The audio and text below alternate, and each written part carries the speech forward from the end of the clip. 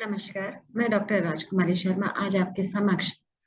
हिंदी भाषा संप्रेषण और संचार लेकर उपस्थित हुई। एईसी की ये प्रथम इकाई है जिसमें हिंदी भाषा संप्रेषण और संचार को दो इकाइयों में विभक्त किया गया है। पहली इकाई में हम देखते हैं हिंदी भाषा संप्रेषण और संचार के चार सब टॉपिक्स दिए गए हैं जो मैं आगे चलकर आपको बताऊंगी। और दूसरी इकाई में हम देखते हैं कि किस तरह से संप्रेषण के जो प्रकार है उनके बारे में बताया गया है कि वे किस तरह से जीवन में उपयोगी और एक तरह से लाभदायक होते हुए दिखाई देते हैं, क्योंकि भाषा हम देखते हैं मनुष्य के जीवन में अहम भूमिका अदा करती है। भाषा से ही व्यक्ति के जीवन में अनेक प्रकार से हम देखते हैं निर्धारण आते हुए दिखाई देते हैं, और ये निर्धारण व्यक्ति को अनेक माध्यमों से भी अभिव्यक्त करते हुए एक तरह से प्रतीत होते हैं, क्योंकि भाषा वह सशक्त माध्यम है जिसके द्वारा मनुष्य अपने भावों, विचारों, ज्ञान, अनुभव को एक दूसरे से साझा करता हुआ दिखाई देता है। और भाषा के द्वारा ही व्यक्ति अपनी तमाम जिंदगी में अनेक प्रकार से अभिव्यक्ति व्यक्त करता हुआ दिखाई देता है। कई बार वह औपचारिक स्तर पर अभिव्यक्त करता है तो कई बार अनौपचारिक स्तर पर अभिव्यक्त करता हुआ दिखाई देता है। तो इस तरह से हम देखते हैं कि भाषा किस तरह से व्यक्ति के जीवन में अनेक प्रकार से एक तरह से लाभदायक होती हुई दिखाई देती है। भाषा है तो व्यक्ति में हम देखते हैं कि अनेक प्रकार से उसके क्रिया प्रतिक्रिया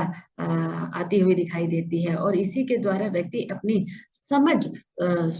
से वह आगे का जीवन एक तरह से पारित करता हुआ दिखाई देता है। जैसा कि आप सभी जानते हैं, मनुष्य एक सामाजिक प्राणी है। सामाजिक प्राणी होने के नाते वह समाज में अपने व्यवहार के अनुसार भाषा का प्रयोग करता हुआ दिखाई देता है। जैसे कि अभी मैंने भाषा का रूप बताया और भाषा का जो भाव है वह किस तरह से मनुष्य अपने लक्ष्य उद्देश्यों के द्वारा उसे पारित करता हुआ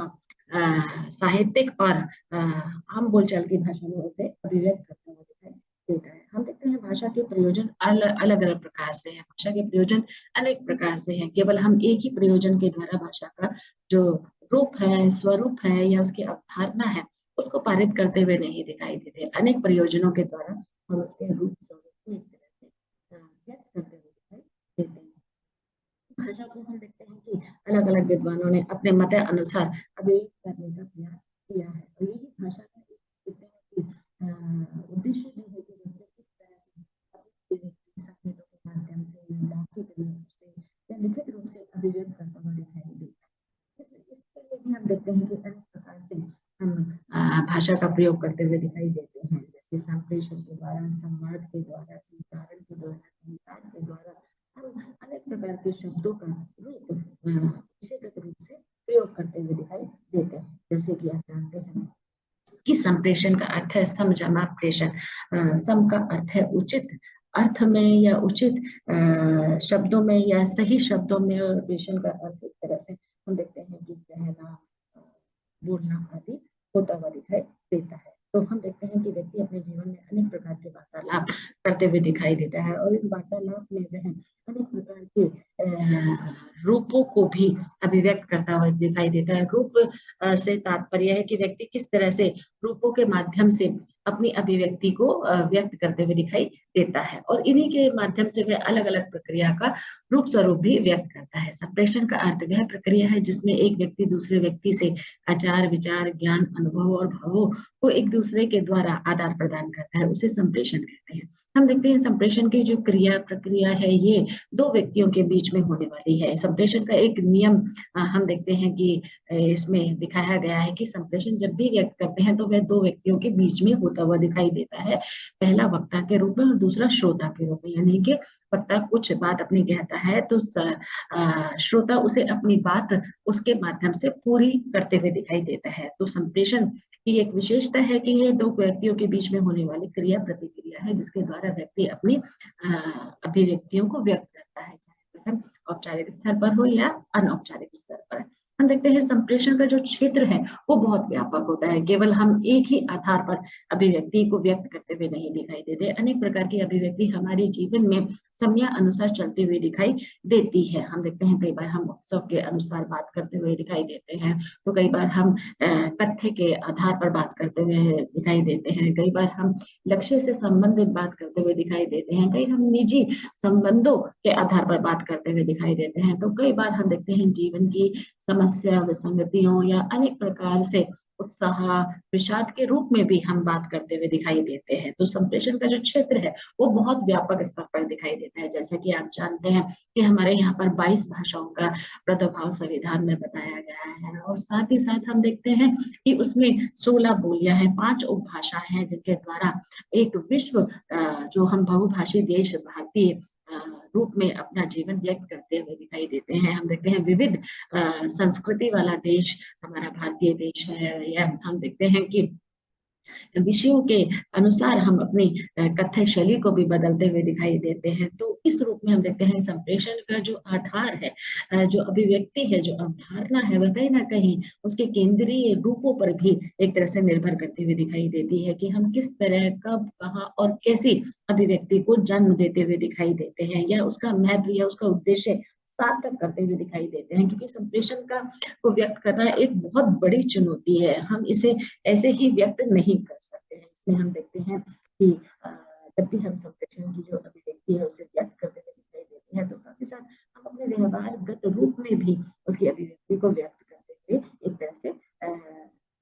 उपस्थित होते हुए दिखाई देते हैं। क्योंकि हम देखते हैं कि संप्रेषण का कार्य केवल संदेश को पहुंचाना नहीं होता है, संदेश में जिस तरह की भावनात्मक, उद्देश्यात्मक या विचारात्मक या विवेचनात्मक स्थिति वहां पर उत्पन्न होती है, उसी के आधार पर उसकी अभिव्यक्ति भी निर्धारित करनी होती है। तो इस रूप में हम कह सकते हैं कि जब भी हम भाषा के द्वारा संप्रेषण को व्यक्त करते हुए दिखाई देते हैं, वो भी अपने क्षेत्र के स्तर पर उसका विस्तृत रूप प्रयोग में लाते हुए दिखाई देते हैं, तो वहां पर हम शब्दों को वाक्य के अनुसार बोलते हुए दिखाई देते हैं, या हम देखते हैं कि विचारों, भावनाओं या मन स्थिति, प्रश्न, प्रति प्रश्न आदि के रूप में भी हम उस तथ्य परक सूचना या संपूर्ण जानकारी को एक दूसरे से व्यक्त करते हुए दिखाई देते हैं। हम देखते हैं ये तो हमारा एक तरह से साहित्यिक पक्ष भी हुआ, और हम देखते हैं कि अनौपचारिक स्तर पर भी हम अपने निजी संबंधों में, हमारे निजी संबंध भी अलग अलग धरातल पर व्यक्त होते हुए दिखाई देते हैं। हम छोटों से कैसे बात करते हैं, बड़ों से कैसे बात करते हैं, या जो हमारे घनिष्ठ मित्र होते हैं उनसे हम किस तरह का संवाद करते हैं, या जो हम शिष्टाचार के तहत अपनी अभिव्यक्ति को व्यक्त करते हैं, तो वो कैसे हम व्यक्त करते हुए दिखाई देते हैं। तो कहीं ना कहीं हम देखते हैं कि इसमें भी सारी नियम, नैतिक मूल्य एक तरह से निर्धारित होते हुए दिखाई देते हैं। तीसरा है प्रबंध क्रिया का अंग। हम देखते हैं कि व्यक्ति सामाजिक प्राणी है, और सामाजिक प्राणी होने के नाते वह जीविकापार्जन भी है, और जीविकापार्जन होने के नाते वह अपने व्यवसाय या अपने व्यापार के अनुकूल भी वह बात करते हुए दिखाई देता है। यह प्रबंध क्रिया प्रक्रिया से तात्पर्य कि अगर किसी कार्यालय में अगर आप कार्यरत है, तो वहां पर आप किस तरह की वार्ता को एक तरह से व्यक्त करते हुए दिखाई देते हैं। वहां पर आप अपने कर्मचारी, अपने अधिकारी, अपने उच्च अधिकारी से नियमगत रूप से बात करते हुए दिखाई देते हैं। वहां पर हम देखते हैं कि जो अनौपचारिक संबंधों का जो रूप स्वरूप है वह उतना व्यक्त होता हुआ नहीं दिखाई देता है, जितना हम देखते हैं कि एक तरह से कार्यालय स्तर पर हम औपचारिक स्तर पर बातचीत ज्यादा करते हुए दिखाई देते हैं, कि किस तरह से वह उस कार्य प्रणाली को जीवित रखते हुए दिखाई देते हैं, कि हम किस तरह से सुझाव देते हैं, किस तरह से निर्देश देते हैं, किस तरह से अपने एक्सपीरियंस के द्वारा अनेक प्रकार की घटनाएं या अनेक प्रकार की जो स्थिति परिस्थिति है उसको निर्देश के अनुसार से ही सूझबूझ के अनुसार उसे व्यक्त करते हुए दिखाई देते हैं। तो एक लंबी हम देखते हैं प्रक्रिया है, जिसके द्वारा हम अनगिनत व्यक्तियों के संपर्क में आते हुए दिखाई देते हैं, और संपर्क में हम जैसे ही आते हैं तो हमारी जो बोलने की जो कला है, कौशल है, वह भी बदलते हुए दिखाई देता है, कि हम उसी आधार पर, यानी कि काम के आधार पर या काज के आधार पर हम उससे बातचीत करते हुए दिखाई देते हैं। तो कहीं ना कहीं हम देखते हैं कि संप्रेषण अनेक प्रकार से अनेक प्रकार की अभिव्यक्तियों को एक तरह से व्यक्त करता हुआ दिखाई देता है, जिसमें व्यक्ति अपना संपूर्ण अभिव्यक्ति का जो स्तर है वह कहीं ना कहीं व्यक्त करते हुए दिखाई देता है। तो उसमें भी हम देखते हैं कि किस तरह से चीजों का जो आवागमन है वह एक तरह से पूरी प्रणाली को संयोजन करके चलता हुआ दिखाई देता है। संप्रेषण का महत्व हम देखते हैं कि मानव जीवन है और मानव जीवन में हम अनेक प्राणियों के संदर्भ में आते हैं, अनेक प्रकार के पशु पक्षी हमारे आसपास होते हैं। कहीं ना कहीं हम संप्रेषण का जो स्तर है केवल बोलने के आधार पर ही नहीं व्यक्त करते हुए दिखाई देते हैं, हम चुप रहकर भी अपनी अभिव्यक्ति को व्यक्त करते हुए दिखाई देते हैं। वो कहीं ना कहीं वातावरण के अनुकूल ही ये सारी चीजें व्यक्त होती हुई दिखाई देती है। कई बार पक्षियों की जो ध्वनि है वह हमें मोहित करते हुए दिखाई देती है, नदियों का जो स्वर है वह भी हमें एक तरह से पल्लवित पुष्पित करता हुआ दिखाई देता है, या शांत प्रकृति भी अपना एक तरह से अभिव्यक्ति को व्यक्त करते हुए दिखाई देती है। तो अनेक प्रकार से हम देखते हैं कि व्यक्ति किस तरह से अपने जीवन को व्यक्त करते हुए दिखाई देता है, जीवन में अनेक प्रकार की क्रिया प्रतिक्रिया को वह सजो कर रखता हुआ दिखाई देता है, उसके आधार पर वह अपनी जीवन शैली को एक तरह से बढ़ाता हुआ दिखाई देता है। हम देखते हैं बच्चा जब जन्म लेता है तो वह किस तरह से अपनी ध्वनियों के द्वारा अपनी महत्ता को एक तरह से उजागर करता हुआ दिखाई देता है, और धीरे धीरे वह शब्दों के, अक्षरों के, वाक्यों के माध्यम से अपनी अभिव्यक्ति को व्यक्त करता हुआ दिखाई देता है। ये कहना गलत नहीं होगा कि व्यक्ति जन्म से लेकर मरण तक की जब तक की अवस्था में जीवित रहता है वह बोलने का जो रस है वह सदा लेते हुए दिखाई देता है। 5 इंद्रियों के द्वारा हम अनेक प्रकार से अपनी अभिव्यक्तियों को व्यक्त करते हुए दिखाई देते हैं, और ये काफी सुखद स्थिति है जिसमें हम हर तरह की क्रिया प्रतिक्रिया को जन्म देते हैं। उस क्रिया प्रतिक्रिया में हम आनंद की प्राप्ति करते हैं, उस क्रिया प्रतिक्रिया में हम सफलता की प्राप्ति करते हैं, असफलता का मुख भी देखते हुए दिखाई देते हैं, और अनेक प्रकार से अपने लक्ष्य उद्देश्यों के द्वारा अपने वैवाहिक, अपने सामाजिक, अपने राजनीतिक, अपने धार्मिक, अपने आर्थिक स्थितियों को वहां पर एक तरह से पूर्ण करते हुए दिखाई देते हैं। तो संप्रेषण का महत्व, संप्रेषण की उपयोगिता व्यक्ति के जीवन में बहुत ज्यादा है। इसके बिना व्यक्ति की गति हम एक तरह से सार्थक नहीं होते हुए दिखाई देती। तो ये कहना गलत नहीं होगा कि संप्रेषण के द्वारा ही व्यक्ति का जो एक व्यक्तित्व है वह निर्धारित होते हुए दिखाई देता है। हम कहते हैं ना कि व्यवहार के द्वारा ही व्यक्ति को एक तरह से देखा जाता है, उसकी सूझबूझ परखनी है तो हम संप्रेषण के द्वारा उसके विषय पर आधारित बात करके उसकी बुद्धिमत्ता को एक तरह से दर्शाते हुए या महसूस करते हुए दिखाई देते हैं। तो संप्रेषण व्यक्ति के जीवन में एक बहुत ही आनंद प्रक्रिया है जिसके द्वारा वह अपना दैनिक दिनचर्या के कार्य तो पूर्ण करता है। ये साथ ही हम देखते हैं जब तक वह जीवन में जीवित रहकर जीता है या उसका आनंद लेता है, वह हर रूप में संप्रेषण की अभिव्यक्ति को व्यक्त करता हुआ दिखाई देता है। संप्रेषण प्रक्रिया मूल आधार है, यानी कि संप्रेषण प्रक्रिया के कुछ नियम है, कुछ सिद्धांत है, कुछ आवश्यकता है जिसके द्वारा ये नियम निर्धारित किया गया है कि 5 प्रकार से संप्रेषण की प्रक्रिया एक तरह से पूरित होते हुए दिखाई देती है। पहला है प्रेषक। प्रेषक से यहाँ तात्पर्य है बेटा कि एक तरह से वक्ता के रूप में, कि वक्ता अपनी बात किस तरह से कैसे करता हुआ दिखाई देता है। हम देखते हैं कि जीवन का जो क्रम है वह अनगिनत रूपों से एक तरह से व्यक्त होता हुआ दिखाई देता है। व्यक्ति है तो हम देखते हैं कि ये क्रिया प्रतिक्रिया जीवन में लगी हुई दिखाई देती है, व्यक्ति के द्वारा ही ये सारी चीजें एक तरह से पूर्ण भी होती हुई दिखाई देती है। क्योंकि हम देखते हैं कि प्रेषक जिस तरह से अपनी बात को रखता है, जिस तरह से अपनी अभिव्यक्ति को साधता है, जिस तरह से वह अनेक प्रकार से सूचनाओं को व्यक्ति के या दूसरे व्यक्ति के द्वारा देता हुआ दिखाई देता है, क्योंकि प्रेषक की जो एक भूमिका है वो बहुत बड़ी भूमिका एक तरह से होती है, जिसमें हम देखते हैं इस भूमिका में भी वह 5 तरह के रूपों को एक तरह से अभिव्यक्त करता हुआ दिखाई देता है। जैसे संदेश। संदेश से यहाँ तात्पर्य है कि वक्ता जो भी अपनी बात कह रहा है वह सामने वाले को पूर्ण रूप से स्पष्ट होनी चाहिए। अगर वह सामने वाले को पूर्ण रूप से स्पष्ट नहीं है तो वह संप्रेषण के जो नियम है उसको एक तरह से पूरा नहीं करता हुआ दिखाई देता। उसमें हम देखते हैं कि स्पष्टता का भाव होना भी बहुत जरूरी है। अगर प्रेषक अपनी बात कह रहा है तो वह किस तरह के शब्दों का प्रयोग कर रहा है, क्या उन शब्दों का ज्ञान उसको भी है, तभी वह दूसरों को भी एक तरह से देने में वहां सार्थक होता हुआ दिखाई देता है। व्यवहार तीसरा है, इसमें हम देखते हैं कि किस तरह से प्रेषक जब अपनी बात रख रहा है तो वह अभद्र रूप में तो नहीं रख रहा है, अशिष्टाचार के पहल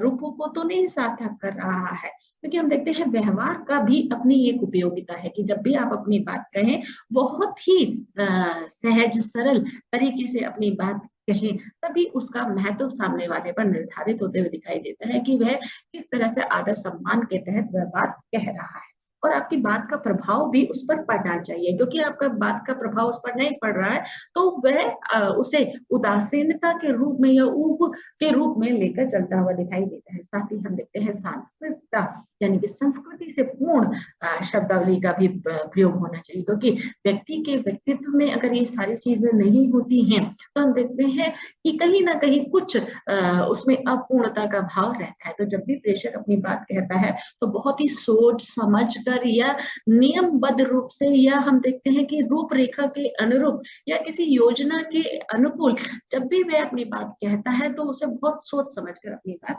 कहनी चाहिए। माध्यम से यहाँ तात्पर्य है बेटा, माध्यम अनेक प्रकार के हैं, जैसे भाषा माध्यम है, या किसी तरह का सेतु कार्य है, या किसी तरह से हम देखते हैं टेलीफोन के द्वारा, फोन के द्वारा, वीडियो कॉलिंग के द्वारा, रेडियो के द्वारा, हम अनेक प्रकार के माध्यम से बात करते हुए दिखाई देते हैं। तो माध्यम भी बहुत ज्यादा महत्वपूर्ण है, अगर माध्यम नहीं होगा तो हम एक दूसरे से बातचीत कैसे कर पाएंगे, इसलिए माध्यम का होना अत्यंत आवश्यक है। तीसरा है इसमें संदेश। संदेश से तात्पर्य है कि आप अपनी बात कैसे कह रहे हैं, बोलकर कह रहे हैं, लिख कर कह रहे हैं, चित्र बनाकर कह रहे हैं, या संकेतों के माध्यम से कह रहे हैं। आजकल देखिए बहुत सारे इमोजी आ गए हैं, है ना। हम देखते हैं उन इमोजी में ही व्यक्ति किस तरह से अपना जीवन एक तरह से सही सरल सुलभ रूप से व्यक्त करता हुआ दिखाई देता है। आजकल हम शब्दों में उतना ज्यादा तत्पर होते हुए नहीं दिखाई देते जितना इन इमोजी में एक तरह से तत्पर होते हुए दिखाई देते हैं। अगर हमें किसी बात का जवाब अच्छा लगता है तो हम स्माइली फेस एक तरह से भेजते हुए नजर आते हैं, या हमें किसी तरह का कोई वादा करना होता है तो हम उसमें भी थम का साइन देते हुए दिखाई देते हैं, या हम जब गुस्सा आ जाता है तो इस तरह का लाल इमोजी भी है जो आपके गुस्से को वहां पर पारित करता हुआ दिखाई देता है। अनेक प्रकार के हम देखते हैं जन्मदिन पे उपहार के रूप में, आजकल उपहार भेजने की भी जरूरत नहीं होती, आप इमोजी के द्वारा भेज सकते हैं। गुलाब है, या अनेक प्रकार के गुलदस्ते हैं, चॉकलेट्स हैं, या अनेक प्रकार की पेस्ट्रीज हैं। तो इसमें हम देखते हैं कि किस तरह से सारी चीजों को एक तरह से पूर्ण करते हुए दिखाई दे रहा है कि व्यक्ति दूर दराज बैठा हुआ है और वह अपनी अभिव्यक्ति किस तरह से संकेतों के माध्यम से पूर्ण करते हुए दिखाई दे रहा है कि उसके मन में क्या चल रहा है और वो क्या किस तरह से अभिव्यक्ति वहां पर देते हुए दिखाई दे रहा है। तो वो अभिव्यक्ति इतनी सार्थक होती है कि व्यक्ति मतलब सामने ये महसूस करता हुआ दिखाई देता है कि इस तरह का कार्य, इस तरह की अभिव्यक्ति मेरे साथ हो रही है। तो जब भी हम किसी संदेश को लिखकर भेजते हैं तो संदेश को लिखकर भेजने से पहले हमें उसे पढ़ना अत्यंत आवश्यक है, क्योंकि एक बार कभी भी कोई भी चीज हम देखते हैं कि सही रूप में एक तरह से नहीं लिखी जा सकती है, क्योंकि व्यक्ति परिपक्व नहीं होता है, वह गलतियों का पुतला है। तो हम देखते हैं कि वह जब भी कुछ लिखता है उसे दोबारा पढ़ने की आवश्यकता जरूर होती है, क्योंकि दोबारा जब हम पढ़ते हैं तो हमें वाक्य में या वाक्य संरचना में हम देखते हैं कि हमें कई कमियां होती हुई दिखाई देती है, वर्तने की अशुद्धि होती हुई दिखाई देती है, तो उसका ध्यान रखना हमें अत्यंत आवश्यक है। तो संदेश चाहे बोलकर आप व्यक्त करें या लिखकर व्यक्त करें या चित्रों के माध्यम से भी व्यक्त करें, तो सही संदेश एक तरह से पहुंचना अत्यंत आवश्यक है, तभी उसकी सार्थकता वहां व्यक्त होती हुई दिखाई देती है। प्रापक, प्रापक से यहाँ तात्पर्य है कि हम देखते हैं कि किस तरह से जो संदेश है वह श्रोता तक पहुंचा है, और संदेश जब श्रोता तक पहुंचा है तो वह सही रूप में पहुंच रहा है, किसी तरह की कोई मिसअंडरस्टैंडिंग तो नहीं हो गई है बोलने में, लिखने में, या हम देखते हैं कि जो संदेश वह भेजना चाह रहा है क्या वही संदेश उसी भाव में, उसी अर्थ में वह प्रापक भी उसे लेकर चल रहा है, यानी कि श्रोता भी उसे लेकर चल रहा है, तो वह सही रूप में अभिव्यक्त होता है। क्योंकि जब तक प्रेषक अपनी बात सही रूप में नहीं करेगा, तब तक वक्ता अपनी बात सही रूप में पहुंचा नहीं सकता। इसलिए जब तक प्रेषक की भूमिका अहम होती है और साथ ही साथ प्रापक की भूमिका भी अहम होती है, क्योंकि दोनों को उसी विचारधारा के अनुकूल, उसी भाव के अनुकूल अभिव्यक्ति को व्यक्त करना होता है, तभी उसकी महत्ता सार्थक होती है। प्रतिपुष्टि हम देखते हैं आजकल कई स्थानों पे या कई उसमें हम देखते हैं कि जब वक्ता को बात समझ में आ जाती है, तो वह कहीं ना कहीं अपनी बात लिख कर, बोल कर या इमोजी के द्वारा भेजने का प्रयास करता है, यानी कि फीडबैक देने का प्रयास करता हुआ दिखाई देता है, प्रतिक्रिया देने का प्रयास करते हुए दिखाई देता है कि मुझे बात आपकी समझ में आ गई है और उसके बाद मेरी क्रिया प्रतिक्रिया ये है। तो इस रूप में हम देखते हैं कि जीवन में अनेक प्रकार से जो प्रापक की भूमिका है, जो श्रोता की भूमिका है, जो प्रेषक की भूमिका है, वह अहम होती हुई दिखाई देती है, क्योंकि इसके द्वारा ही वह अपनी क्रिया प्रतिक्रिया को भी करते हुए दिखाई देता है। इसके द्वारा वह अनेक प्रकार की छवियों से भी अपने आप को एक तरह से रूबरू करते हुए दिखाई देता है। संप्रेषण के स्तर हम देखते हैं, संप्रेषण को 3 स्तरों पर विभक्त किया गया है। पहला है मानवीय रूप में हम देखते हैं संप्रेषण के 3 स्तर है। पहला है सामाजिक स्तर, जो कि आयु, लिंग और शिक्षा पर आधारित। हम देखते हैं व्यक्ति सामाजिक प्राणी है, सामाजिक प्राणी होने के नाते हम देखते हैं कि समाज में भी अनेक प्रकार के स्तर है, जिसके द्वारा वह अपनी अभिव्यक्ति को जन्म देते हुए दिखाई देता है। पढ़ा लिखा व्यक्ति हम देखते हैं कि अपनी आयु के आधार पर सामने वाले व्यक्ति से बात करता हुआ दिखाई देता है, कि हम देखते हैं कि हम अपने छोटे से कैसे बात कर रहे हैं, हम अपने मध्यस्थ लोगों से कैसे बात कर रहे हैं, या हम अपने बड़ों से कैसे बात कर रहे हैं। तो आयु का जो ये पीढ़ी अंतराल है, या आयु का जो अंतराल है, उसे देखकर हमें बात करना अत्यंत आवश्यक है। कि व्यक्ति कम पढ़ा लिखा है, ज्यादा पढ़ा लिखा है, तो आप उसके अनुकूल बात करते हुए दिखाई देते हैं। तो इस रूप में हम देखते हैं सामाजिकता के स्तर को भी हम व्यवहार के अनुसार व्यक्त करते हुए दिखाई देते हैं। लिंग से यहाँ तात्पर्य है स्त्रीलिंग, पुल्लिंग से तात्पर्य है कि हम देखते हैं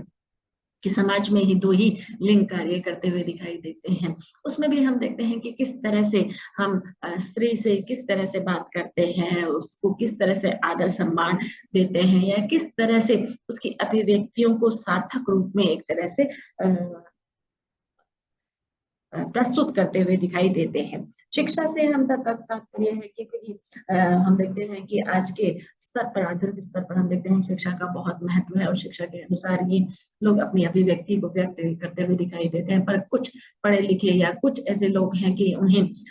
समय अनुसार, स्थिति अनुसार बोलना नहीं आता है। तो पढ़े लिखे व्यक्ति की पहचान वैसे तो ऐसे ही की जाती है कि उसे कब, कहाँ और कैसे बोलना है। पर हम देखते हैं कि चाहे जितना मर्जी पढ़ा लिखा व्यक्ति हो, या हम देखते हैं जो अनपढ़ व्यक्ति है, कुछ जो अशिक्षित व्यक्ति है, वह भी इस व्यवहारिकता को एक तरह से सिद्ध करते हुए दिखाई देता है, कि उसे पता है कि कब, कहाँ और कैसे बोलना है। तो मुझे लगता है कि शिक्षा मिल जाने के बाद तो व्यक्ति को और समझ आ जानी चाहिए कि व्यक्ति को अपनी अभिव्यक्ति संक्षिप्त में कहनी चाहिए, विस्तृत में कहनी चाहिए, या घनिष्ठता के आधार पर कहनी चाहिए, या फॉर्मल तरीके से कहनी चाहिए। तो उसका रूप स्वरूप वह अगर एक तरह से पैमाना नाप ले, तो वह मापदंड अच्छे से कर सकता है। मनोवैज्ञानिक स्तर हम देखते हैं, मनोवैज्ञानिक स्तर पर भी अनेक प्रकार से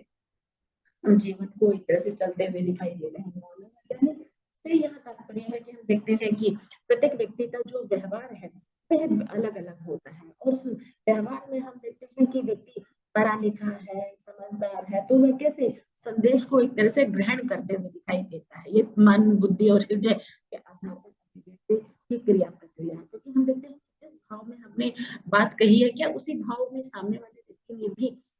उसके अनुकूल वो बात को समझा है या नहीं समझा। हम देखते हैं ना, कई बार हम कहते कुछ है, सामने वाला समझता कुछ है, और हम कुछ समझाने की कोशिश कर रहे हैं, तो वह अपना ही राग अलापते हुए दिखाई देता है। तो कई बार हम देखते हैं कि जो विचारधारा है, जो भावनात्मक रूप है, वह मिलता हुआ नहीं दिखाई देता। तो रिश्तों में खटास आती हुई दिखाई देती है, रिश्तों में दूरियां आते हुए दिखाई देती है, मन की स्थिति एक तरह से बोझिल होती हुई दिखाई देती है। तो उस रूप में हम देखते हैं व्यक्ति को ना अपने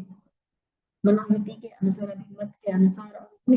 मूल्य प्रभावकारी संप्रेषण के आधार पर ही अपनी बातचीत करनी चाहिए, क्योंकि हम सामने वाले व्यक्ति अगर हम जिस भाव में, जिस विचार में, जिस बुद्धि के स्तर पर हम बात कर रहे हैं, अगर ये इन आधारों पर व्यक्त नहीं कर पाता है, तो वहां पर संप्रेषण बोझिल होता हुआ चलता हुआ दिखाई देता है, और वहां पर जो स्थिति है वह अनेक धाराओं में विभक्त होती हुई दिखाई देती है और हृदय विचलित होता हुआ दिखाई देता है। तो मनोवैज्ञानिक स्तर पर हम देखते हैं कि व्यक्ति को जिस आधार पर जो संदेश दिया गया है, उसी आधार पर अगर संदेश को समझता है, तो वह उसकी सार्थकता को एक तरह से पूर्ण करते हुए दिखाई देता है। नहीं तो अनेक प्रकार की जो मनोदशाएं हैं, वह भावनात्मक स्थिति में अनेक कारणों को जन्म देती हुई दिखाई देती है, और इन कारणों के द्वारा हम देखते हैं कि अनेक प्रकार से भ्रम की जो स्थिति है वो उत्पन्न होते हुए दिखाई देती है, और भ्रम कहीं किसी भी रूप में हो एक तरह से अच्छा नहीं होता है। हम देखते हैं कि भ्रम की स्थिति व्यक्ति को एक तरह से बहुत सारे संदेशों में घेरती हुई दिखाई देती है। तीसरा है भौतिक स्तर। भौतिक स्तर से यहाँ तात्पर्य है समय, स्थान और वातावरण के अनुसार। हम देखते हैं कि अनेक रूपों में हम व्यक्ति संदेश ग्रहण करता है, संदेश ग्रहण करता है, तो वह ग्रहणकर्ता के जो बीच में जो भौतिक दूरी है उसमें भी अनेक प्रकार की स्थितियां उत्पन्न होती हुई दिखाई देती है। वह जो संदेश उसको मिल रहा है वह पूर्णता के रूप में मिल रहा है। कई बार हम देखते हैं कि हम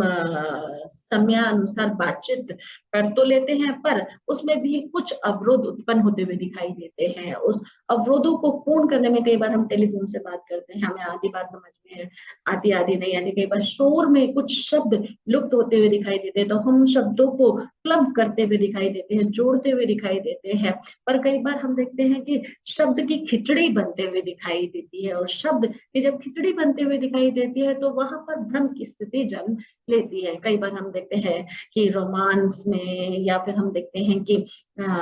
जो मेन मुद्दे होते हैं, अगर उसमें ये समय, स्थान और वातावरण की जो स्थिति है अगर पूर्ण नहीं होती है, तो उसमें उदासीनता, ऊब या खींच की जो स्थिति है वह जन्म लेते हुए दिखाई देती है। इसलिए जब भी हम बात करते हैं तो बहुत सोच समझकर अपनी बात को वहां पर रखना चाहिए, चाहे भावनात्मक स्तर पर या सूचना के स्तर पर। हमें उसमें किसी भी तरह की कोई बाधा उत्पन्न नहीं होनी चाहिए। तथ्य के आधार पर यानी कि विषय के आधार पर हम देखते हैं कि हम साहित्यिक आधार से एक तरह से घिरे हुए दिखाई देते हैं, क्योंकि हमारा बचपन से लेकर हमारा देखिए जब तक हम जीविकापार्जन में नहीं लगते हैं तब तक हम विषय अनुसार अनेक प्रकार के विषयों की एक तरह से जानकारी, सूचना लेते हुए दिखाई देते हैं, और अलग अलग विषयों के आधार पर हम उसकी अभिव्यक्ति को जन्म देते हुए दिखाई देते हैं। जैसे गणित है, या फिर हम देखते हैं कि आपका भूगोल है, या हम देखते हैं सामाजिक ज्ञान है, या हम देखते हैं आर्थिक ज्ञान है, या राजनीतिक ज्ञान है। उसके आधार पर, या साहित्यिक हिंदी की बात करें तो हम उसमें देखते हैं कि विस्तृतता का जो रूप स्वरूप है वो हम एक तरह से आंकते हुए दिखाई देते हैं, और इन आंकड़ों के आधार पर ही व्यक्ति अपना जीवन एक तरह से पूर्ण करते हुए दिखाई देता है। माध्यम के स्तर पर हम देखते हैं कि हम अनेक माध्यमों के स्तर पर, जैसे कि मैंने अभी आपको पहले भी बताया, आप दोबारा बता रही हूँ, कि हम देखते हैं कि माध्यमों के स्तर पर ही हम अपना एक तरह से जीवन व्यक्त करते हुए दिखाई देते हैं। अगर माध्यम जीवन में नहीं हो तो संप्रेषण की जो क्रिया प्रतिक्रिया है इसमें अनेक प्रकार के व्यवधान एक तरह से आ सकते हैं। तो हम देखते हैं टेलीफोन के जरिए, या एक तरह से न्यूज के माध्यम से, या टेलीविजन के माध्यम से, या रेडियो के माध्यम से, या अनेक प्रकार के दूरस्थ शिक्षा संस्थानों के माध्यम से हम अनेक प्रकार की सूचनाएं हमें मिलती है, हम उन्हें ग्रहण करते हैं और जीवन में उसे लागू करने का प्रयास भी करते हुए दिखाई देते हैं। संप्रेषण के विविध आयाम। हम देखते हैं कि संप्रेषण के जीवन में अनेक प्रकार के आयाम हैं। उन आयामों के द्वारा ही हम अपने जीवन की गति को एक तरह से व्यक्त करते हुए दिखाई देते हैं। संप्रेषण के द्वारा व्यक्ति किस तरह से अपने भावों के आधार पर, अपने जीवन की गति प्रवृत्ति के आधार पर अपनी जीवन चर्या को एक तरह से व्यक्त करता हुआ दिखाई देता है, और उसमें ये संप्रेषण का जो रूप है या आयाम है वो उसमें महत्वपूर्ण क्रिया प्रतिक्रिया व्यक्त करते हुए दिखाई देते हैं। तो इन क्रिया प्रतिक्रिया में देखते हैं व्यक्ति किस तरह से अपनी अनेक प्रकार से जीवन की जो अभिव्यक्ति है उसको पूर्ण करते हुए दिखाई देता है। जैसे कि मैंने आपको बताया, मनुष्य एक सामाजिक प्राणी है। सामाजिक प्राणी होने के नाते उसके जीवन में अनेक प्रकार की घटनाएं, कल्पनाएं एक तरह से उफान मारती हुई दिखाई देती है, और इन उफान में वह अनेक प्रकार के संकेतों के आधार पर अपनी अभिव्यक्ति को व्यक्त करते हुए दिखाई देता है। क्योंकि हम देखते हैं व्यक्ति के जीवन में हंसना, रोना या अनेक प्रकार के जो हाव भाव है वह स्थिति परिस्थिति के अनुसार बदलते हुए दिखाई देते हैं। एक जैसे हाव भाव मनुष्य के कभी भी नहीं रहते। ऐसे में हम देखते हैं कि व्यक्ति के जो देखने की शक्ति या समझने की शक्ति या महसूस करने की शक्ति की 5 इंद्रियां मैंने आपको बताई, उसमें वह किस तरह से अपनी बुद्धिमत्ता के आधार पर वह कार्यों को एक तरह से सही रूप में आंकते हुए दिखाई देता है। तो उस रूप में हम देखते हैं कि व्यक्ति अनेक प्रकार से जीवन की जो गति है, प्रगति है, उसको एक तरह से व्यक्त करते हुए दिखाई देता है, और उसमें वह अभिव्यक्ति का जो स्तर है वह अनेक प्रकार से व्यक्त करते हुए दिखाई देता है। क्योंकि हम देखते हैं कि मनुष्य का जो जीवन है वह बहुत ही कठिन है, और कठिन होने के नाते वह जीवन में संघर्ष और द्वंद के रूप में अपने आप को जीते हुए दिखाई देता है, और इन संघर्ष और द्वंद के आधार पर ही वह अनेक प्रकार के आयामों से भी गुजरते हुए दिखाई देता है। जैसे कि इसमें पहला आयाम है सूचना ग्रहण एवं प्रसार। हम देखते हैं कि किस तरह से व्यक्ति अपने जीवन में अनगिनत सूचनाओं का एक तरह से प्रचार प्रसार करता है, और उन सूचनाओं में हम देखते हैं कि कई देश से संबंधित होती है, कई विदेश से संबंधित होती है, कई क्षेत्रीय परिवेश से संबंधित होती है, कई हम देखते हैं कि सोशल मीडिया से संबंधित होती है। तो उसमें हम अनेक प्रकार की घटनाओं का जब आंकलन करते हैं, सूचनाएं जब हमें मिलती है, तो हम क्योंकि व्यक्ति चलता फिरता एक विज्ञापन है, तो उसमें हम देखते हैं कि व्यक्ति को जो भी सूचना मिलती है वह कहीं ना कहीं दूसरों को देने में एक तरह से तत्पर होते हुए दिखाई देता है, और ये तत्परता कई बार हम देखते हैं कि सही रूप में भी दृष्टिगत होती है, तो कई बार हम देखते हैं कि अनेक प्रकार के व्यवधान इसमें आते हुए दिखाई देते हैं, और वो व्यवधान हम देखते हैं कि जीवन में किस तरह से व्यक्ति को एक तरह से प्रेरित भी करते हैं, और जीवन में हम देखते हैं कि इन सूचनाओं का जो आंकलन है वह सही तरीके से करता भी है या नहीं करता। क्योंकि हम देखते हैं कि बहुत सारी सूचनाएं व्यक्ति को मिलती है, और उससे वह व्यक्ति जागरूक भी होते हुए दिखाई देता है, और जागरूक होने के नाते वह उसका कर्तव्य बोध भी बनता है कि जो सही सूचनाएं हैं वह जन तक किसी न किसी माध्यम से वह पहुंचे, और इसके लिए व्यक्ति अनेक प्रकार के प्रयास करता हुआ दिखाई देता है। क्योंकि हम देखते हैं कि जिस व्यक्ति के पास जितनी सूचनाएं हैं उतना ही उसके ज्ञान का एक तरह से विस्तार होते हुए दिखाई देता है, और जिसको हम देखते हैं कि सूचनाओं का उसके जीवन में महत्व है या नहीं है, तो ऐसे व्यक्ति हम देखते हैं बहुत ज्यादा दूर तक सफल नहीं होते हुए दिखाई देते हैं। तो जीवन में सूचनाओं का जो महत्व है वह व्यक्ति की सर्वोपरि रूप में एक तरह से उसे आता हुआ दिखाई देता है, कि उसे सब बात की एक तरह से उसका ज्ञान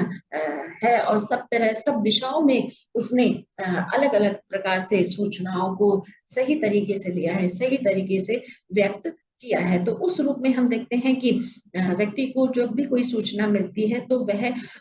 उसको पूरी तरह से देखे, जाने, परखे, उसके बाद उसका प्रसार करे। क्योंकि हम देखते हैं कि सूचना का प्रसार करना एक बहुत बड़ी जिम्मेदारी होती है, और ये प्रत्येक नागरिक का कर्तव्य भी है कि वह सोच समझकर जो भी कोई सूचना उसे मिलती है वह तभी पारित करे जब तक उसे वह सूचना सही नहीं एक तरह से लगती है या नहीं दिखाई देती है। जल्दीबाजी में वह सूचना ना ही ग्रहण करे और ना ही उसका प्रसार करे, क्योंकि इससे अनेक प्रकार से हम देखते हैं कि देश में, क्षेत्रीय परिवेश में या उसके आसपास हम देखते हैं कि माहौल बिगड़ते हुए देर नहीं लगती है। तो जागरूकता का आधार है कि आप सूचना का सही ग्रहण करें और उसका प्रसार भी सही रूप में करें। क्योंकि हम देखते हैं कि व्यक्ति सामाजिक प्राणी होने के नाते सूचना ग्रहण कर लेता है, और सूचना का रूप स्वरूप बिना सोचे समझे ही वह पारित करता है। तो ऐसे में हम देखते हैं कि कई बार उसको इसका भुगतान भी करना पड़ सकता है, चाहे वह शारीरिक रूप से या मानसिक रूप से। तो उस रूप में हम देखते हैं कि व्यक्ति को सकारात्मक रूप से सूचनाओं को ग्रहण करना चाहिए, और सकारात्मकता भाव के आधार पर ही उसे व्यक्त करना चाहिए। अगर नकारात्मक रूप में वह सूचनाओं को ग्रहण करेगा और एक तरह से प्रसार करेगा तो सारी तरफ वह नकारात्मकता का जो प्रसार है वही व्यक्त होता हुआ दिखाई देगा। इस रूप में हम देखते हैं कि कई बार हम टीवी के जरिए या अनेक सोशल मीडिया के जरिए हम देखते हैं कि किस तरह से अनेक स्थलों पर जैसे बाढ़ आ गई, भूकंप आ गया, भूस्खलन आ गया है, तो हम ऐसी सूचनाओं को हम जब देखते हैं, जानते हैं, तो उसका प्रसार करते साथ ही हम अपनी संवेदनाओं को भी वहां पर व्यक्त करते हुए दिखाई देते हैं। तो यहाँ पर ये सूचनाएं व्यक्ति के जीवन में हम देखते हैं कि एक संवेदनशीलता का आधार एक तरह से देते हुए दिखाई देते हैं। पर हम देखते हैं कई सूचनाओं का जो रूप स्वरूप है वह उनकी गतिविधियों से बिल्कुल अलग होते हुए दिखाई देता है, तो उसका प्रसार नहीं करना चाहिए। सूचना विश्लेषण से तात्पर्य है कि जब भी आपको कोई सूचना मिलती है तो आप उसका विश्लेषण यानी कि एक निरीक्षण करने के बाद ही उसका प्रचार प्रसार करें। कई बार ऐसा होता है ना कि हमें कोई सूचना मिलती है और हम तुरंत दूसरे को पारित कर देते हैं, उसके बारे में हमने कुछ सोचा नहीं, समझा नहीं, जाना नहीं, पर हमें सूचना मिली है तो हम एकदम दूसरे को बताने के लिए उतावले होते हुए दिखाई देते हैं। ये उतावलापन काफी नुकसानदायक होता है, क्योंकि हम आधी अधूरी बात दूसरे तक पहुंचा रहे हैं, और आधा अधूरा ज्ञान, आधी अधूरी बात, आधा अधूरा सपन हमेशा घातक होते हुए दिखाई देता है। तो ऐसे रूप में हम देखते हैं कि सूचनाओं को हमें एक तरह से निरीक्षण करने के बाद ही उसका प्रसार करना चाहिए, नहीं तो अनेक प्रकार से हम उसके घेरे में घिरते हुए दिखाई देते हैं। हम देखते हैं कि रेडियो टेलीविजन के माध्यम से हमें अनेक प्रकार की सूचनाएं हमारे जीवन में मिलती हुई दिखाई देती है। कई सूचनाओं में हम अनेक प्रकार के ज्वलंत रूप भी घटते बढ़ते हुए दिखाई देते हैं, तो उन सूचनाओं का विश्लेषण हम आंकड़ों के आधार पर या टिप्पणी के आधार पर करते हुए दिखाई देते हैं। क्योंकि हम देखते हैं कई बार हमें जो न्यूज मीडिया यानी कि समाचार चैनलों से या न्यूज चैनलों से हमें कोई न्यूज मिली है, और उस न्यूज के माध्यम से हम अपनी एक विश्लेषणात्मक प्रवृत्ति को जन्म देते हुए दिखाई देते हैं। उस प्रवृत्ति में हम उसको एक तरह से प्रस्तुत करते हुए भी दिखाई देते हैं। तो जब भी आप विश्लेषण करें तो उसका उद्देश्य को ध्यान में रखकर सूचना का प्रसार प्रसार करना चाहिए, नहीं तो अनेक प्रकार से हम देखते हैं कि घटनाओं में घटित रूप भी विघटित होता हुआ दिखाई देता है। तो सूचना विश्लेषण करने के बाद ही हम उसका आधार स्पष्ट करें तो वह सामाजिकता के लिए भी एक तरह से पक्ष में होता हुआ दिखाई देता है, और उससे आपका व्यक्तित्व भी झलकते हुए दिखाई देता है कि आप शिक्षा से एक तरह से पूर्ण है, कि आपने सोच समझकर उस सूचना को ग्रहण किया, उसके चारों मुखौटों या आप कहें कोणों को देखकर आपने उसमें अपनी अभिव्यक्ति को व्यक्त किया उचित माध्यम से। तीसरा है इसमें सामाजिक ज्ञान एवं मानव मूल्य का प्रेषण। हम देखते हैं कि व्यक्ति सामाजिक ज्ञान यानी कि समाज रूप में भी हम देखते हैं अनेक प्रकार के ज्ञान हमें मिलते हुए दिखाई देते हैं, और उस सामाजिक ज्ञान के द्वारा व्यक्ति किस तरह से जीवन में व्यक्ति आगे बढ़ता हुआ दिखाई देता है। तो उसमें हम देखते हैं लोगों के ज्ञान के आधार पर, चिंतन के आधार पर उनकी बौद्धिकता का जो स्तर है वह बढ़ते हुए दिखाई देता है। हम देखते हैं कि हम समाचार पत्र पत्रिकाओं या रेडियो टेलीविजन या अन्य तमाम संचार माध्यमों के द्वारा अपनी बुद्धिमत्ता को, अपने ज्ञान को बढ़ाते हुए दिखाई देते हैं, और इन ज्ञानों के द्वारा हम देखते हैं कि कई बार सामाजिक ज्ञान यानी कि पॉलिटिकल रूप में हम देखते हैं कि हमें संविधान के द्वारा या सरकार के द्वारा या योजनाओं के द्वारा हमें कौन कौन से एक तरह से ज्ञान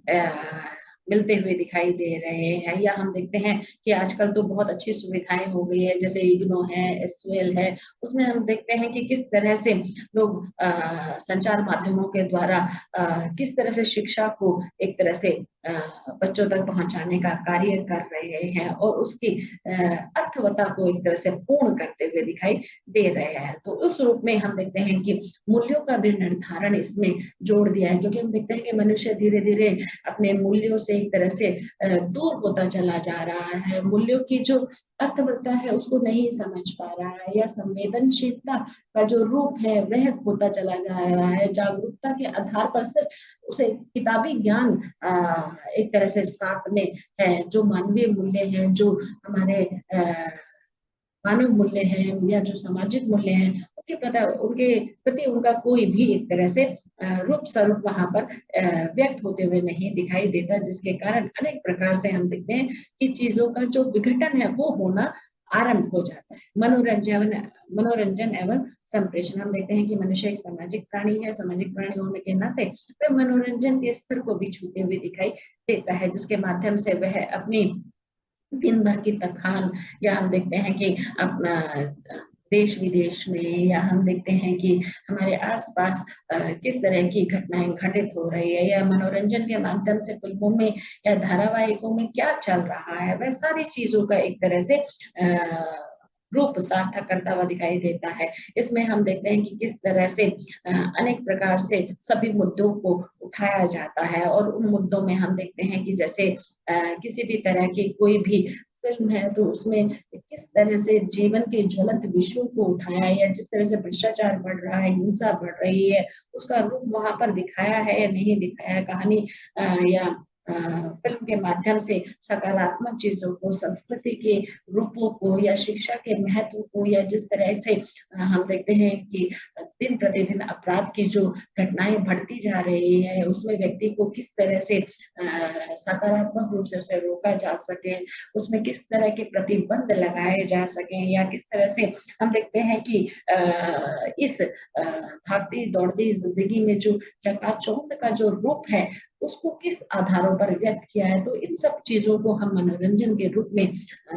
फिल्मों के माध्यम से, धारावाहिक के माध्यम से, डॉक्यूमेंट्री के माध्यम से, कहानी के माध्यम से, उपन्यासों के माध्यम से, पत्र पत्रिकाओं के माध्यम से एक तरह से पढ़ते हुए दिखाई देते हैं। अगला है शिक्षा प्रदान करना। हम देखते हैं कि मनुष्य शिक्षा के द्वारा ही अपने जीवन को एक तरह से संवारता है, सजाता है, और उसपे अनेक प्रकार के रंग भरता हुआ दिखाई देता है। शिक्षा का उद्देश्य केवल पढ़ना लिखना या सीखना मात्र नहीं होता, जैसे कि हम देखते हैं कि 4 कौशलों की बात की गई है शिक्षा के, या हम देखते हैं कि पढ़ना लिखना सुनना देखना, ये सारे हम देखते हैं कौशल है, और मनुष्य को सारे कौशलों में एक तरह से परफेक्ट होना बहुत जरूरी है, क्योंकि इसके द्वारा से ही वह अपनी सारी गतिविधियों को एक तरह से सार्थक या सफल रूप देता हुआ दिखाई देता है। हम देखते हैं कि शिक्षा के माध्यम से हम देखते हैं अनेक प्रकार से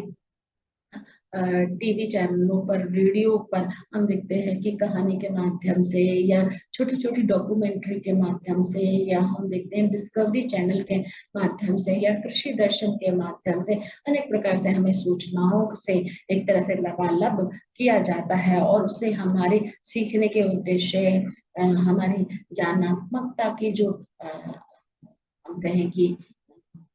विस्तृत रूप है, वह एक तरह से बढ़ता हुआ दिखाई दे रहा है। इन शैक्षिक या हम कहें कि शिक्षा प्रदान करने वाली जो संस्थाएं हैं, जिस तरह से यूट्यूब चैनल हो गया, या हम देखते हैं कि फेसबुक हो गया है, इसके माध्यम से हमें अनेक प्रकार की जानकारियां समय समय पर मिलती हुई दिखाई देती है, जिससे कि हमारा जो जीवन का विकास है वह होते हुए दिखाई देता है। इसमें हम देखते हैं कि अभी मैंने बताया इग्नू और एसओएल का जो प्रबल रूप है वह भी आता हुआ दिखाई दे रहा है। घटना एवं मुद्दों की व्याख्या करना। घटना एवं मुद्दों की व्याख्या करने से तात्पर्य है कि हमें कोई भी घटना का पता चलता है, या किसी भी तरह के मुद्दों का पता चलता है, तो हमें उसमें अपनी सकारात्मक सही सही सोच का वहां पर रूप व्यक्त करना है। यहाँ पर ये नहीं कि आपको कोई घटना पता चली है तो आप मिर्च मसाला लगाकर उसे अलग अलग आयामों में उसके रूप को एक तरह से नकारात्मक रूप में प्रदान करें, और लोग उसमें एग्रेसिव हो जाएं। ऐसी घटनाओं को जन्म नहीं देना है, ऐसे मुद्दों को नहीं उठाना है, जिससे कि व्यक्ति का जीवन जीवन के जो सभी रूप है वह आलोचनात्मक रूप में एक तरह से घटित होते हुए दिखाई दे। हम देखते हैं कि घटनाओं का सही, मुद्दों का सही व्याख्या करनी चाहिए, जिसके द्वारा सामने वाला व्यक्ति अपनी गति प्रगति को सही रूप में संचार संप्रेषण के रूप में व्यक्त कर सके। समाज में एकजुटता लाना, कहने का तात्पर्य यहाँ पर है कि मनुष्य एक सामाजिक प्राणी है, और हम देखते हैं कि देश भी हमारे एक सूत्र के रूप में बंधा हुआ है। बहुभाषी बहुसंस्कृति होने के बाद भी हम देखते हैं कि हम कोई भी हमारे देश में किसी भी तरह की कोई महामारी आती है या आपदा आती है, तो उसमें एकजुट होकर अपना कार्य करते हुए दिखाई देते हैं। जैसे कोरोना महामारी आई और आपने देखा कि पूरा देश एकजुट होते हुए दिखाई दे रहा था। हम 80% 90% भी लिखें तो एकजुट हो जाता है। तो उसमें हम देखते हैं कि सभी सरकारें, सभी व्यक्ति एक दूसरे के प्रति कितने सहज होते हुए दिखाई दे, किस तरह से अपनी अभिव्यक्ति को व्यक्त करते हुए दिखाई। जब मौत का तांडव एक तरह से मंडराता हुआ दिखाई देता है दिलो दिमाग में, तो वहां पर सारी जो नकारात्मक छवियां हैं वह दूर होते हुए दिखाई देती है और मानव हित ही सर्वोपरि हित माना जाता है। और यह हमारे ग्रंथों में भी कहा गया है कि व्यक्ति अगर सच्ची भावना से, सच्चे हित से किसी का भी सहृदय भाव रूप में अभिव्यक्ति करता है तो वह एक पूरे देश के प्रति अपना जो अधिकार है, कर्तव्य बोध है, वह करते हुए दिखाई देता है। तो उस रूप में हम देखते हैं कि हमारे अनेक प्रकार के भाषाभाषी लोग हैं, अनेक प्रकार के संप्रदाय वाले हैं, समूह वाले लोग हैं, जिसमें वह अपनी एकजुटता का जो रूप है वह लाते हुए दिखाई देते हैं। संप्रेषण एवं संचार, हम देखते हैं कि अभी मैंने आपको बताया कि किस तरह से मनुष्य एक सामाजिक प्राणी है और सामाजिक प्राणी होने के नाते वह संप्रेषण एवं संचार का किस तरह से प्रयोग करते हुए दिखाई देता है। संचार का अर्थ है जानकारी, जानकारी फैलाना या विस्तार करना, यानी कि इसमें हम देखते हैं कि संचार के आधार पर हमें किस तरह की जानकारियां मिल रही है और उन जानकारियों को हम ग्रहण करके हम किस रूप में उसे अभिव्यक्त कर रहे हैं। संचार की प्रक्रिया को तीन आधार रूप में एक तरह से बांटा गया है, यानी कि जैसे संप्रेषण को 5 आधार पे बांटा गया है, प्रक्रिया को इसमें 3 आधार पर बांटा गया है। इसमें भी ये 3 तत्व बहुत ज्यादा महत्वपूर्ण होते हुए दिखाई देता है। पहला है प्रेषक, दूसरा है संदेश और तीसरा है प्रापक। यानी कि प्रेषक ने अगर कोई सूचना दी है तो प्रापक अपने पूरे जांच पड़ताल से निरीक्षण करके तब वह सूचना अन्य रूप में अनेक माध्यम द्वारा वह पारित करने का वहां पर बोध करता हुआ दिखाई देता है। अगर वह सही सूचना नहीं प्राप्त करता और सही सूचना ना प्राप्त करने के कारण वह लोगों को भी उसी आधार पर व्यक्त करता हुआ दिखाई देता है तो वह एक सच्चा नागरिक नहीं कहलाता है। हम देखते हैं बहुत सारी सोशल मीडिया पर अनेक प्रकार के उल झूल संचार की जो तरीके हैं या तलबीले हैं वह व्यक्त होते हुए दिखाई देती हैं, जिसके कारण व्यक्ति अपनी छवि खराब करते हुए दिखाई देता है। हम देखते हैं कई बार कई लोग स्टंट करते हुए दिखाई देते हैं कि कुछ भी उल जुलूल बोल जाते हैं और फिर वहां पर वह माफी मांगते हुए दिखाई देते हैं। तो आप इस तरह से अपनी छवि को एक तरह से खराब कर रहे हैं, अपने व्यक्तित्व को एक तरह से खराब कर रहे हैं और दूसरा आप संदेश समाज को क्या देकर चल रहे हैं, क्योंकि संदेश से ही आपकी पूरी छवि अंकित होते हुए दिखाई देती है। तो व्यक्ति के जीवन में संप्रेषण और संचार बहुत महत्वपूर्ण भूमिका अदा करता है और इसमें हम देखते हैं कि इसके द्वारा ही जीवन की नियति, प्रगति और एक तरह से विकास संभव होते हुए दिखाई देता है। तो बच्चों, ये आज मैंने पूरी एक इकाई आपके समक्ष प्रस्तुत की कि संप्रेषण और संचार किस तरह से व्यक्ति को भाषा के द्वारा वह व्यक्त करते हुए दिखाई देता है और भाषा किस तरह से एक सेतु का कार्य करती हुई दिखाई देती है। इसके द्वारा ही हम शब्दों की महत्ता, उसकी अर्थवत्ता, उसकी बौद्धिकता, उसके स्वांगीण विकास में एक तरह से भागीदारी पूर्ण करते हुए दिखाई देते हैं। धन्यवाद।